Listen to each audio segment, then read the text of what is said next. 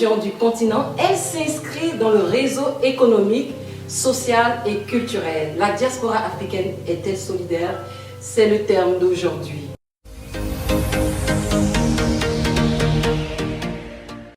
Avant tout, nous allons démarrer cette émission avec notre rubrique du jour. Comment démarrer sa journée avec Saint-Firmin? C'est tout de suite.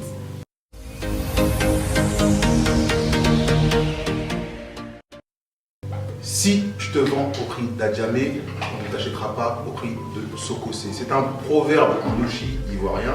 Alors, on va expliquer, mais remettons les choses dans leur contexte. Il faut savoir qu'est-ce que c'est Adjamé, il faut savoir qu'est-ce que c'est Sokosé. Adjamé, c'est un marché, on appelle ça aussi le black, il a beaucoup de noms, tu vois. C'est un marché où on peut venir négocier un petit peu les prix, s'arranger avec le vendeur. Si on devait le comparer, on pourrait le comparer au marché aux puces qu'on peut trouver à Porte de Saint-Ouen, juste à côté, c'est collé. Sokosé, en l'occurrence, c'est totalement l'inverse. C'est un grand supermarché, c'est une grande structure où tous les prix sont fixes et on ne peut rien négocier, tout est bloqué, on arrive et on paye au prix comptant. Dans notre contexte, qu'est-ce que ça veut dire? Il faut connaître sa valeur, il faut savoir ce qu'on vaut, il faut connaître nos qualités, il faut connaître nos défauts. Et quand vous allez faire une entreprise, entreprendre quelque chose, la petite astuce du jour, vous prenez une feuille, vous écrivez toutes vos qualités, absolument toutes, en toute humilité bien sûr, vous écrivez tous vos défauts et à partir de là, vous voyez sur les défauts ce que vous pouvez corriger. Ce que vous pouvez corriger, vous prenez le temps, prenez votre petit stylo, vous barrez une fois que vous avez réussi à faire une correction ou une amélioration sur la chose. Et ainsi de suite, et ainsi de suite, et ainsi de suite, et ainsi de suite. Par contre, attention à ne pas tomber dans le piège de l'orgueil. Trop de qualité. Ah bah si on doit se... Trop de qualité si on doit peut se nuire. côté nous-mêmes, attends. Bah oui, c'est important, de faire cette introspection et de savoir ce qu'on vaut par rapport à où on veut aller. Donc la petite astuce, prenez votre petite feuille, petit stylo, point fort, point négatif, vous barrez et vous essayez de vous améliorer tous les jours. Voilà. Merci, c'est Omar Ferrignan de nous avoir donné cette super chronique qui va nous booster, n'est-ce pas? Ça vous a fait du bien? Oui, merci en tout cas pour les conseils. C'est gratuit, ça fait partie du forfait. Nous recevons tout de suite notre première invitée. Sandrine Bodjo est la cofondatrice des Instants Ndolo, traiteur gastronomique de haute gamme. C'est bien ça? Oui, exactement. Qu'est-ce que veut dire Ndolo déjà? Alors, Ndolo, ça veut dire amour dans la langue de mon mari, le Douala. Et pour nous, c'était essentiel de montrer à travers notre activité que l'amour fait non seulement partie de nos valeurs africaines. Lorsqu'on reçoit, on reçoit avec amour, on fait des plats avec amour. Et aussi parce que c'est une activité que je fais avec mon mari, Michel. Oui, on a constaté. Comment fonctionne d'ailleurs le duo quand vous êtes en cuisine? Alors, en cuisine, c'est comme à la maison, c'est-à-dire qu'on a un principe, les compétences de chacun doivent être valorisées. Donc, lui, il s'occupe de la cuisine, artiste culinaire, il s'occupe de la cuisine et il travaille sur la décoration.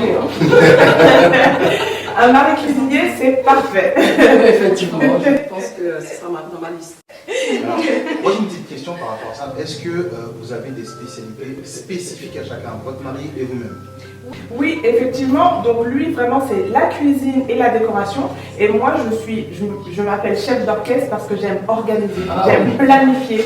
Et j'aime la partie administrative qui ne plaît pas toujours à tout le monde. Bon ça, c'est clair.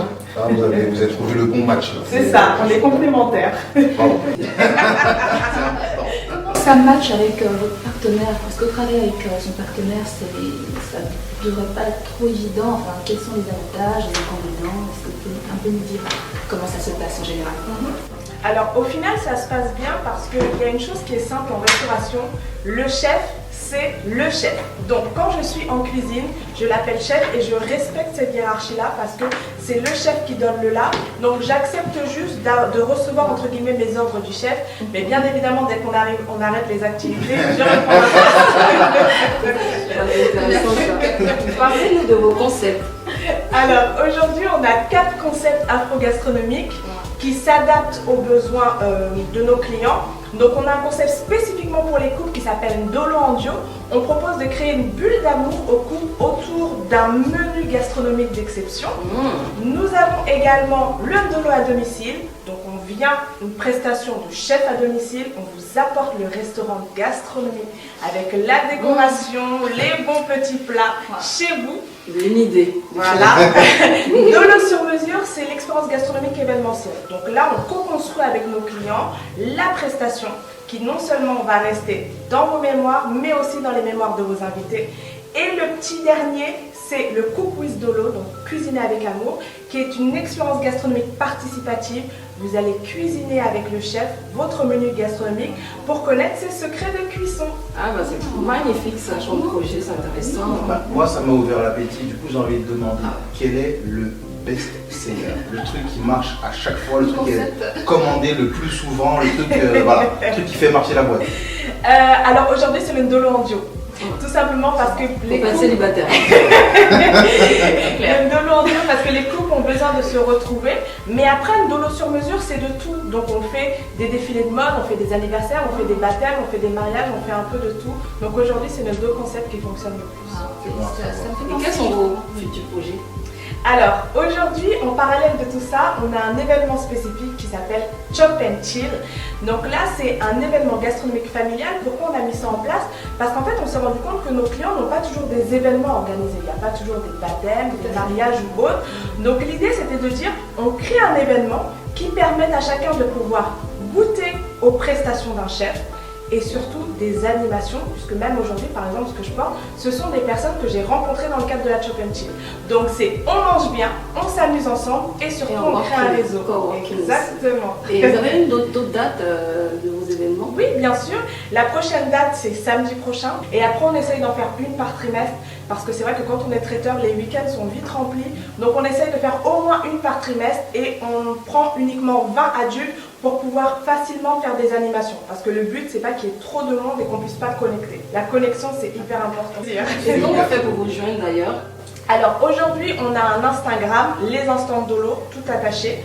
Et sinon, alors en fait, on peut nous joindre par téléphone également via WhatsApp. Donc Instagram, c'est le meilleur moyen de nous avoir facilement. Super, merci d'être venu. C'est noté. Moi, je juin. Ta place est réservée. Voilà, là, ça se fait souvent français, ça. Effectivement, non, ça passe pas, tout passe par moi. Nous partons tout de suite pour notre deuxième invité. Vous êtes la présidente d'un réseau de coiffeuses à domicile. C'est bien ça, Afro-Clamant. C'est bien ça. Que veut dire Afro-Clamant? Alors, afro-clamant signifie beauté afro. Ça vient du mot clamant. Ça parle pas tout le monde. Si, on parle de moi, Ça parle ça parle. Voilà. Ah, d'accord. Donc, vraiment, c'est un mot qui appartient au peuple akan. Ça signifie jolie, beauté. Et donc, c'est du côté de la Côte d'Ivoire. Et je voulais donc rendre hommage à mes origines avec ce mot clamant, dans l'intitulé en tout cas de la marque.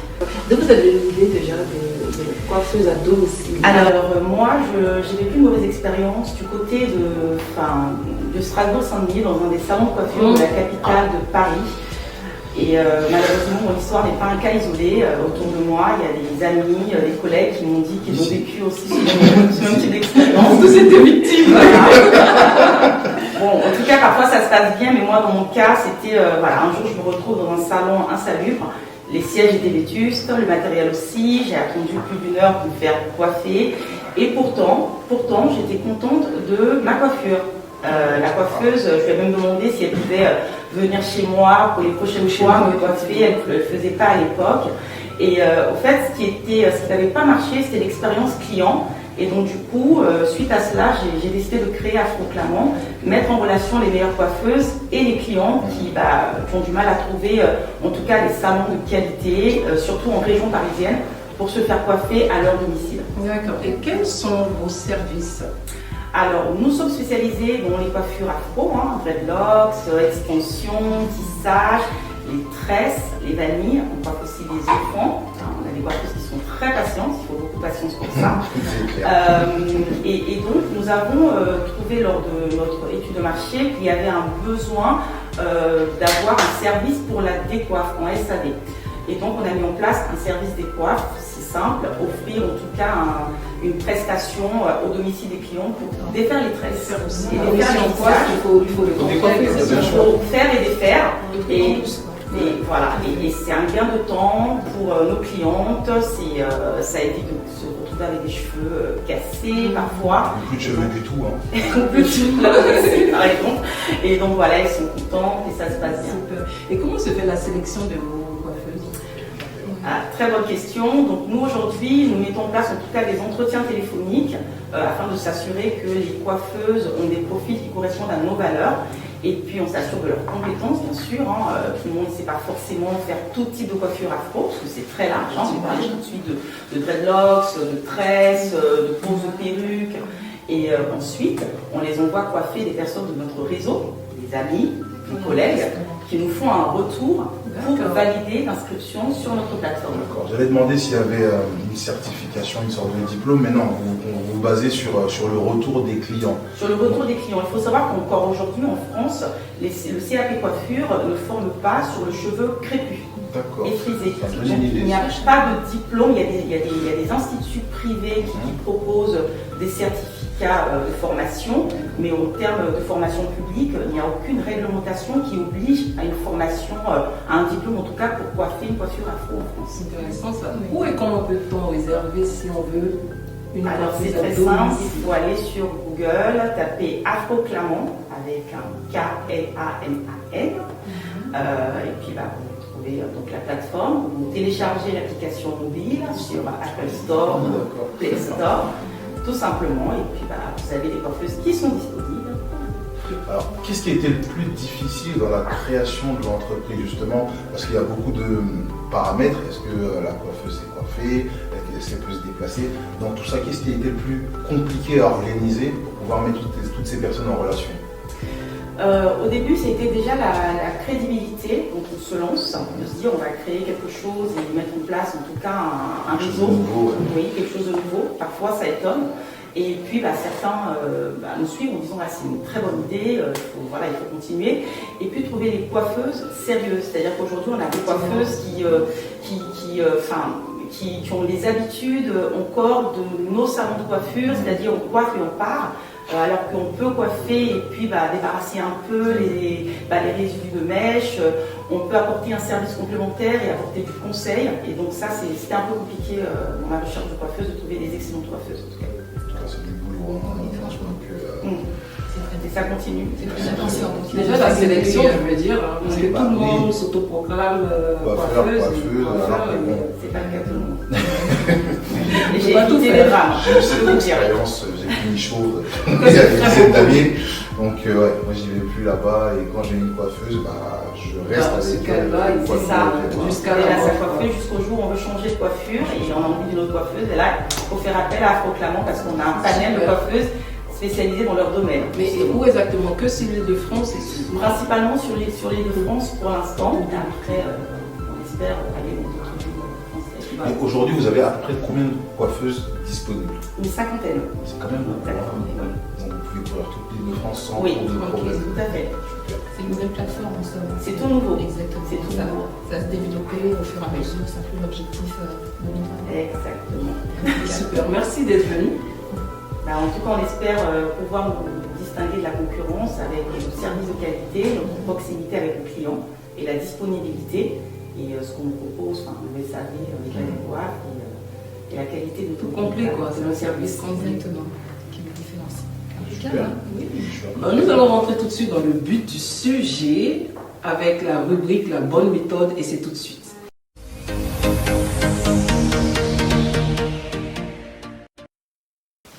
Quelles sont selon vous, je vous demande à nous inviter, nos chroniqueurs, la bonne méthode pour nous, la diaspora africaine d'ailleurs, pour être encore plus solidaire entre nous? Qu'est-ce que... Pour ma part, j'ai remarqué quelque chose. Moi, je suis un peu dans le digital, je fais des lives, etc. Par rapport à mon activité précédente et celle que je fais maintenant, je suis très exposé sur les réseaux sociaux. Et je me rends compte que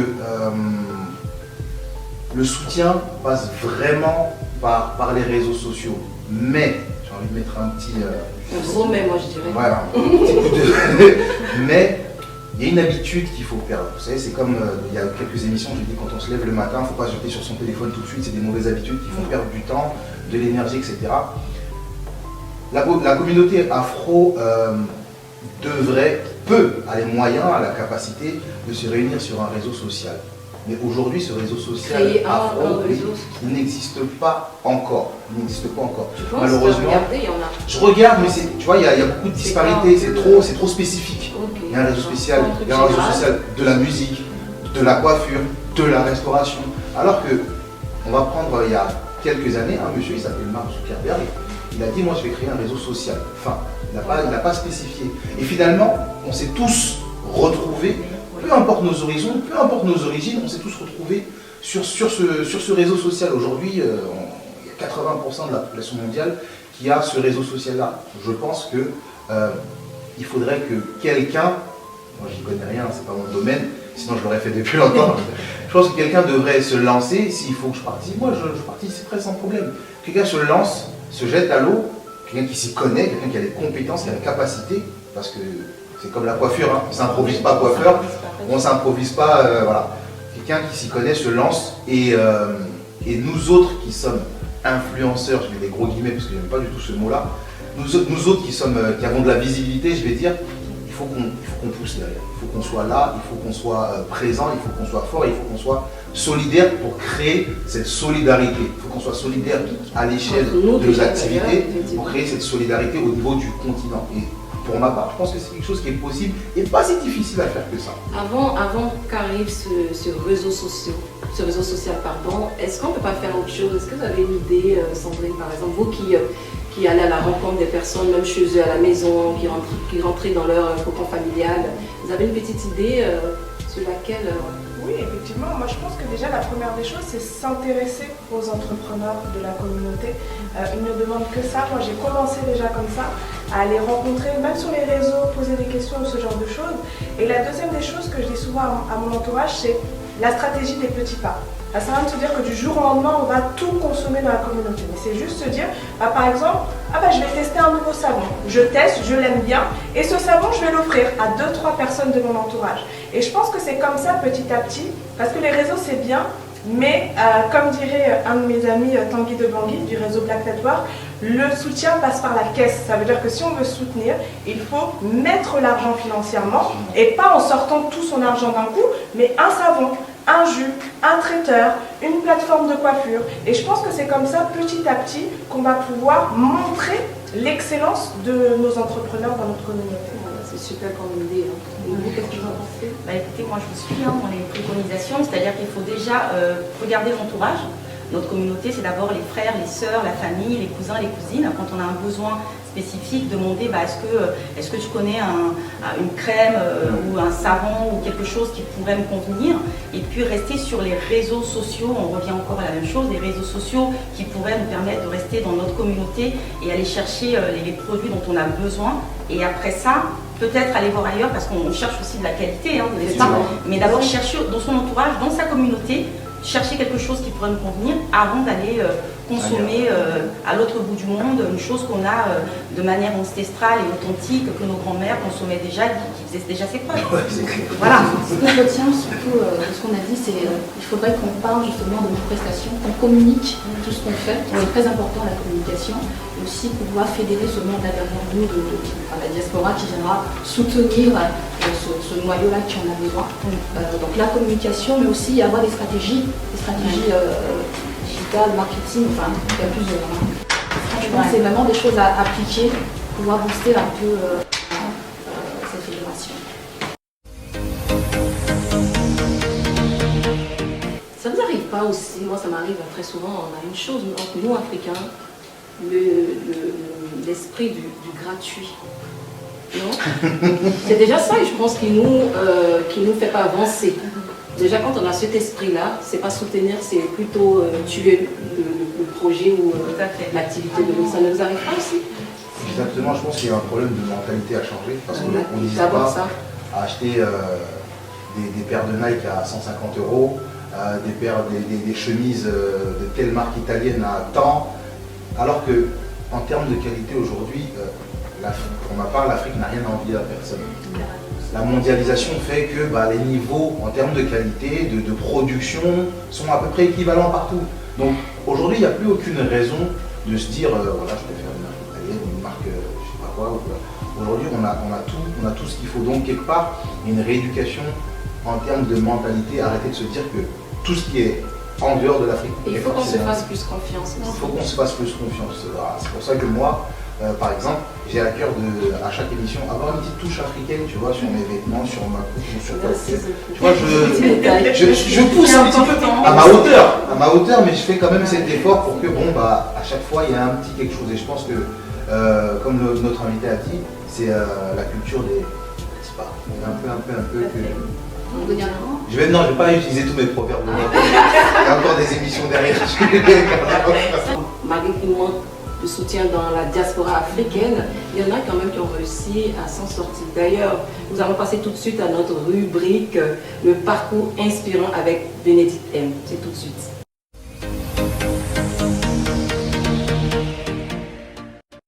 Alors, pour la rubrique, la chronique du parcours inspirant, gros zoom sur la corne de l'Afrique, donc l'Éthiopie, on l'aura deviné, pour parler d'une personne brillante, exceptionnelle, je peux le dire. Donc là, je vais bien lire son nom.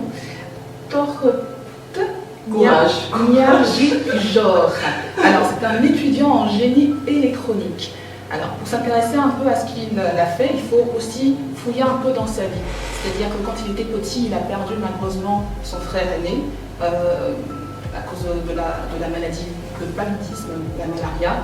Et il s'est dit, il faudrait que je puisse endiguer cette maladie-là. Et qu'est-ce qu'il a fait? Alors, il a créé un détecteur instantané de paludisme. C'est une véritable révolution, exactement, exactement, pour sauver des vies. Et ce qui s'est passé, c'est que là, il faut comprendre qu'il a eu du soutien, justement, par rapport à cette invention, des grandes ONG, des grandes organisations de protection de l'enfant, parce que le paludisme, pour ceux qui ne savent pas la petite annotation, c'est une maladie, justement, qui est transmise par le moustique à l'humain. Et c'est une maladie qui ne touche pas que l'Afrique subsaharienne, ça touche aussi l'Inde, ça touche l'Amérique du Sud, ça touche les DOM. Donc on est sur, exactement, donc partout, en tout cas partout, on est sur, par rapport aux statistiques, on est sur 250 millions de personnes en 2020, et de cas de 2020, en 2020, de cas de paludisme. Donc cette personne-là justement a dit, il faudrait que ça s'arrête. Donc ce petit engin, comment ça se passe? C'est un capteur laser, justement. Il faudrait juste insérer le doigt.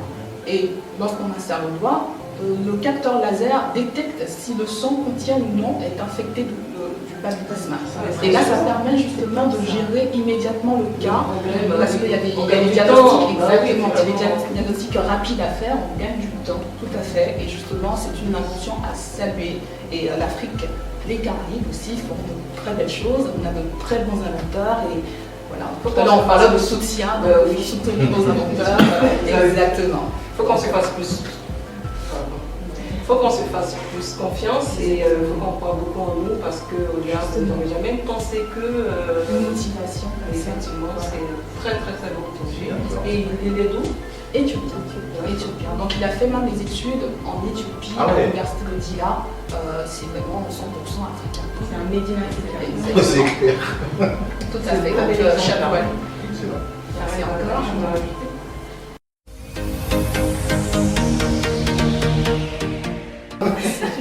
Donne-nous le dernier proverbe, vu que c'est la fin de l'émission, j'aimerais bien. On termine avec ton proverbe. On termine avec un proverbe? Oui, j'aimerais bien, puisque tu as commencé. Alors, tout ce que je vais dire, je vais encore retourner chez moi, en Côte d'Ivoire. Justement, le proverbe, c'est « On ne montre jamais son village de la main gauche ». Qu'est-ce que ça veut dire? Ça veut dire qu'il faut toujours montrer ses qualités et se mettre en avant, parce que personne ne le fera à votre place. Ok, c'est déjà la fin de votre magazine. Je vous donne rendez-vous dans 15 jours, même heure. À bientôt!